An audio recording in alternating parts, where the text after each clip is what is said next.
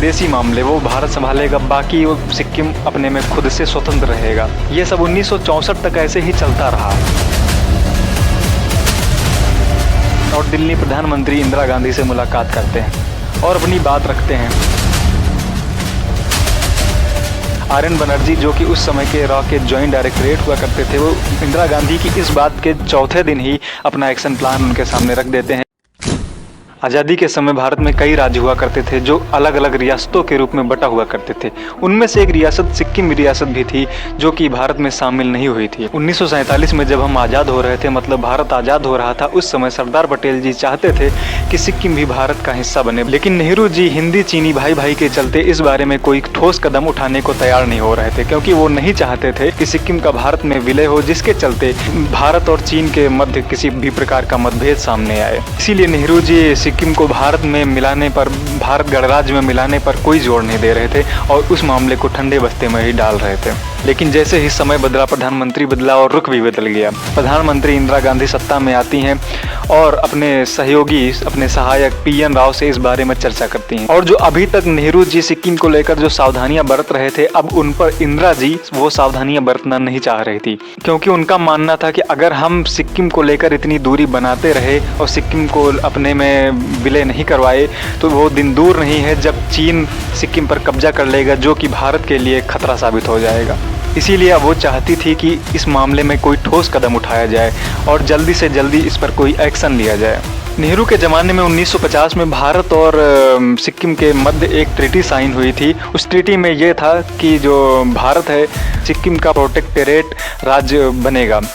मतलब कि साफ शब्दों में अगर कहें तो प्रोटेक्टोरेट का मतलब है यहाँ पर कि वहाँ की जो उसकी डिफेंस है और विदेशी मामले वो भारत संभालेगा, बाकी वो सिक्किम अपने में खुद से स्वतंत्र रहेगा। ये सब 1964 तक ऐसे ही चलता रहा। लेकिन जैसे ही नेहरू जी की मौत होती है, नेहरू जी की मौत के बाद ये सारी चीज़ें बदल जाती हैं और वहाँ के राजा पालडेन नामक ग्याल बदलाव की मांग करने लगते हैं, जो कि अभी तक 1964 तक जो अभी सब सही चल रहा था, जो भी अभी ट्रीटी साइन हुई थी, अब उस ट्रीटी में वहाँ के राजा बदलाव की मांग करने लगते हैं।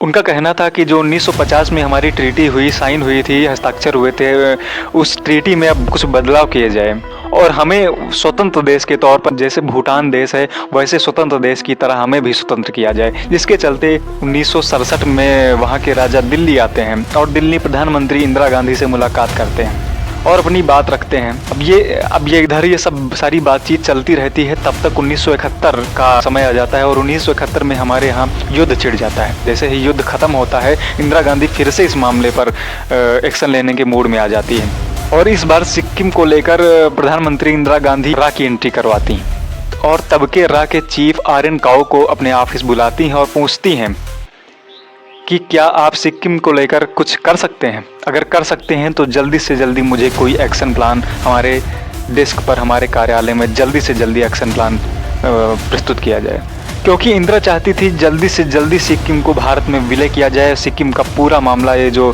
डिस्प्यूट चल रहा था वो ख़त्म किया जाए। जैसे ही ये बात इंदिरा गांधी रा के चीफ आर.एन. काओ के सामने रखती हैं, वैसे ही रा इस मामले पर जुट जाती है।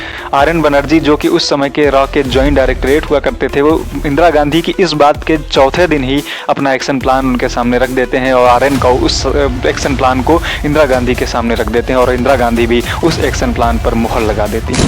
दरअसल उस एक्शन प्लान में ये था कि वो जो वहाँ का चोग्याल वंश था, सिक्किम का जो चोग्याल वंश था, राजवंश था, वो जो अलग देश की मांग कर रहा था, क्योंकि वो अभी 1950 जो ट्रीटी साइन हुई थी उसमें जो हमारे कुछ समझौते हुए थे, अब उन समझौतों में वहाँ का राजवंश मांग कर रहा था, ये मांग कर रहा था कि अब उसे स्वतंत्र देश, भूटान की तरह स्वतंत्र कर दिया जाए। लेकिन अब जो यहाँ पर आर.एन. काओ जो कि रा के चीफ हैं, वो जो एक्शन प्लान इंदिरा गांधी के सामने रखते हैं, उस एक्शन प्लान में ये था कि वो जो राजवंश है उसकी और जनता के बीच की जो पकड़ है उसको कमज़ोर किया जाए, राजवंश को कमज़ोर किया जाए, वहाँ पर सिक्किम के जो डायरेक्ट जनता से राजा का जो प्रभाव है उसको समाप्त किया जाए। तो उसके लिए क्या किया जा सकता है? उसके पहले उसमें एक्शन प्लान में सबसे नंबर 1 पर ये था कि राजा और प्रजा के बीच को जो थोड़ा सा डिस्प्यूट पैदा किया जाए, मतलब कि जनता को प्रदर्शन के रूप में, प्रदर्शनकारियों के तौर पर वहाँ पर दिखाया जाए, और या कह लीजिए कि वहाँ पर कुछ ऐसे डिस्प्यूट भड़काए जाएं जो कि राजा और वहाँ के जनता के बीच एक उपद्रव टाइप का कुछ सामने आए। इसमें वहाँ की जो लोकल राजनीतिक पार्टियां थी उनका भी सहयोग लिया जाए। तब उस समय सिक्किम नेशनल कांग्रेस के लीडर हुआ करते थे काजी लेंडुप डोरजी, उस समय के सिक्किम नेशनल कांग्रेस के लीडर हुआ करते थे, जो कि राजा के खिलाफ पहले से ही बगावत पर सड़कों पर उतरे हुए थे, अपना समर्थन जुटा रहे थे। और वहाँ की जनता भी अब लोकतंत्र की मांग करने में जुट गई थी, सड़कों पर उतरने लगी थी। और इधर रा चाहती थी कि जल्दी से जल्दी सिक्किम में किसी तरीके से इलेक्शन हो जाए, चुनाव हो जाएं, और वहाँ की जो इनकी सिक्किम नेशनल कांग्रेस पार्टी है वहाँ पर किसी तरीके से भारी बहुमत माकर सत्ता बना ले, चुनाव जीत जाएं। अब इस काम के लिए आरएन काओ, जो कि अपने 2 ऑफिसर को इस काम पर लगाते हैं और 1973 के आते आते अपने 2 ऑपरेशन लॉन्च कर देते हैं, ऑपरेशन जनमत और दूसरा ट्विन लाइट। वास्तव में ये जो ऑपरेशन के 2 नाम दिए गए थे वहाँ के जो 2 लीडर हुआ करते थे, एक तो मैंने बताया आपको डोरजी और दूसरे हुआ करते थे केसी प्रधान। वो दोनों राजनीतिक पार्टियों के 2 लीडर हुआ करते थे, उन्हीं को लेकर ये 2 ऑपरेशन चलाए गए थे। अभी रा को पता चलता है कि CIA पहले से ही सिक्किम पहुंच चुका है, सिक्किम के राजा से उसकी बात हो चुकी है। जैसे ही ये जानकारी आरएन बनर्जी को पता चलती है, तुरंत ही वो अपने चीफ आरएन काओ को इस बारे में सूचना देते हैं कि CIA पहले से ही राजा से मिल चुका है, वहाँ पर कुछ दूसरा मामला चल रहा है। जैसे ही ये बात आरएन काओ को पता चलती है, दिल्ली में तुरंत हाई लेवल की मीटिंग होती है और उस मीटिंग में ये निर्णय लिया जाता है कि अब सिक्किम को ज़्यादा डिले नहीं कर सकते, अब जल्दी से जल्द कोई निर्णय इस पर लेना पड़ेगा। कोई न कोई ऑपरेशन, जो हम ऑपरेशन अभी 2 ऑपरेशन इस पर चला रहे हैं, उन ऑपरेशन में जल्दी बरतनी पड़ेगी। अब इसके लिए करना क्या था, सबसे पहले उसमें करना पड़ेगा कि अपना विश्वास जनता में पैदा करना पड़ेगा, वहाँ पर लोकतंत्र के प्रति जागरूकता फैलानी पड़ेगी, लोगों को अवेयर करना पड़ेगा कि लोकतंत्र और राजवंश में आप किसे चुनना चाहते हैं। और ऐसे राजा के खिलाफ बगावत पैदा करनी पड़ेगी जिससे कि राजा भारत से मदद मांगने पर मजबूर हो जाए। लेकिन अचानक एक दिन 4 अप्रैल 1973 को राजा का 50वां जन्मदिन होता है। उस जन्मदिन के वजह से राजभवन में तैयारियां चल रही थी, जोर शोर से उत्सव चल रहे थे। उसी दिन अचानक क्या होता है कि भीड़ एकाएक रोड पर उतर आती है, सड़क पर उतर आती है। और उसी समय उनका जो राजकुमार हुआ करता था, राजा का जो बेटा हुआ करता था, राजकुमार हुआ करता था, वो सड़क पर अपना जैसे ही काफिला लेकर सड़क पर आता है, भीड़ उसे अचानक घेर लेती है और उसके काफिले पर पथराव करने लगती है, भीड़ अनियंत्रित हो जाती है। तो उसके जो सुरक्षा में वहाँ पे जो गार्ड उपलब्ध होते हैं राजकुमार की सुरक्षा में, वो उस भीड़ पर गोलियां चला देते हैं, जिसके चलते वहाँ पर कुछ लोगों की मौत हो जाती है।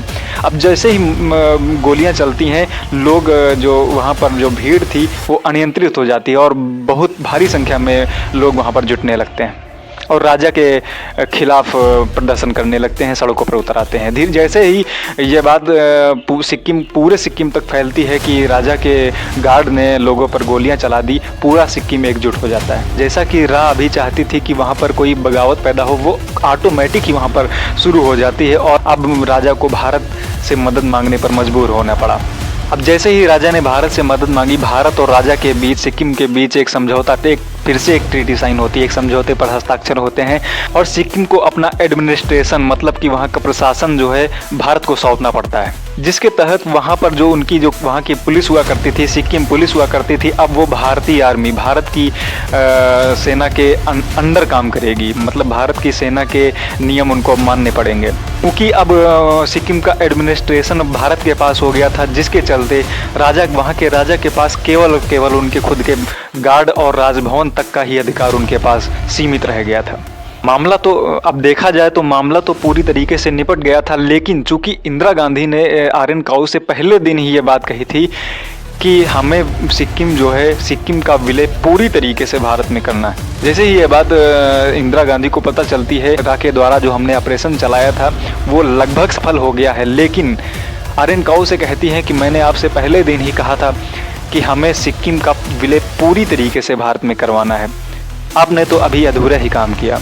अभी तो राजा के पास राजा के गार्ड और राजा का राजभवन, मेनली तो राजा का भी राजभवन ही सिक्किम के पास है, राजा के पास है। अब जैसे ही वहाँ पर सब कुछ शांत होता है, भीड़ कंट्रोल में होती है, मामला सब कुछ शांत होता है, 1974 में वहाँ पर चुनाव किए जाते हैं। और जैसा कि रा ने प्लान बनाया था कि वहाँ पर सिक्किम नेशनल कांग्रेस, जो कि डोरजी की पार्टी हुआ करती थी, वो भारी बहुमत में आए, चुनाव जीते, वैसा ही रा के हिसाब से ही काम हो रहा था। डोरजी की पार्टी चुनाव जीतती है और डोरजी सत्ता में आते हैं। अब इधर राजा को भी लगने लगा था, चूंकि सिक्किम नेशनल कांग्रेस सत्ता में आ चुकी थी और उधर रा के द्वारा ऑपरेशन चलाए जा रहे थे और इधर भीड़ भी आउट ऑफ कंट्रोल हो रही थी, तो राजा को लग रहा था कि अब सिक्किम जो कि राजभवन और कुछ चीज़ें ही सीमित हमारे पास रह गई हैं, अब जल्दी ही मुझे राजभवन भी छोड़ना पड़ेगा, जिसके चलते वो इस मामले पर सिक्किम को लेकर अपने मुद्दों को अंतर्राष्ट्रीय स्तर पर उठाने लगे। अब लेकिन रा इधर चाहता था कि बिना किसी खून खराबे के जो राजभवन है वो राजा छोड़ दे, लेकिन राजा जो है अंतर्राष्ट्रीय मुद्दों पर, अब अंतर्राष्ट्रीय मंचों पर अपनी बातें रखने लगा था। लेकिन जैसे ही रा को ये सारी चीज़ें पता चलती है, तभी विधानसभा में गवर्नमेंट ऑफ सिक्किम एक्ट 1974 पारित करा लिया गया, जिससे सिक्किम भारत का राज्य बन गया। लेकिन अब राजा अपना राजभवन छोड़ने को राजी नहीं थे, इसके लिए वहाँ पर फिर से जनता ने विद्रोह शुरू कर दिया और जनता और राजा के बीच फिर से तनातनी शुरू हो गई कि राजा से लोग कहने लगे कि अपना राजभवन छोड़े और यहाँ पर, जिससे कि यहाँ पर लोकतंत्र स्टेबलिश हो सके। जिसके चलते काजी ने एक चिट्ठी भारत सरकार को एक चिट्ठी लिखी जिसमें आर्मी की मदद की मांग की। जिसके बाद 8 अप्रैल 1974 को 3 बटालियन आर्मी सिक्किम के लिए रवाना होती है और जल्द ही राजभवन को घेराबंदी कर लेती है, और जिसके चलते अब राजा को ये लग गया था कि अब राजभवन छोड़ना ही पड़ेगा, और थोड़ी मशक्कत के बाद ही राजा ने राजभवन छोड़ दिया। और जैसे ही राजा ने राजभवन छोड़ दिया, वैसे ही भीड़ भी जो वहाँ पर विद्रोह हो रहा था वो भी धीरे धीरे करके शांत हो गया। और जैसे ही ये सारी चीज़ें खत्म हुई, वहाँ के विधानसभा की निगरानी में पूरे सिक्किम में रेफरेंडम कराया गया, जिसमें से 97% जनता ने वहाँ पर भारत में विलय के पक्ष में वोट किए, जिसके चलते 16 मई 1975 को सिक्किम भारत का अभिन्न हिस्सा बन पाया। मुझे उम्मीद है कि आपको ये आज पता चला होगा कि सिक्किम का भारत में विलय कैसे संभव हो पाया। अगर आपको ये जानकारी अच्छी लगी हो तो चैनल को सब्सक्राइब किए बिना मत जाइएगा और बेल आइकन को भी पुश कर लीजिएगा, क्योंकि जैसे ही हम नई वीडियो लाते हैं वो तुरंत ही आपको नोटिफिकेशन भेज देगा।